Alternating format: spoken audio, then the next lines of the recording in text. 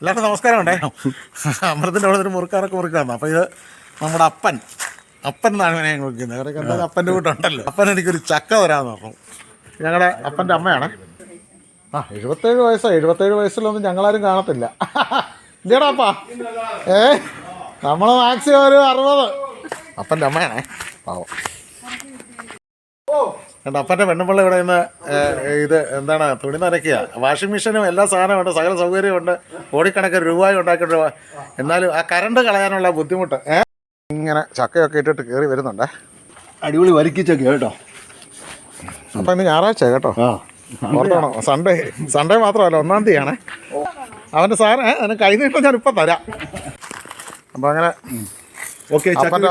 അപ്പൻ്റെ വക ചക്ക. എന്തൊരു ഐശ്വര്യമാണ് മോഹൻ. എന്തുവാണ് ഇത്? തിളങ്ങുന്നു, ചന്ദ്രനെ പോൽ തിളങ്ങുന്നു നിൻ തല. അപ്പൊ ശരി, എല്ലാവർക്കും ഒരു നമസ്തേ. നമസ്തേ. Okay, by.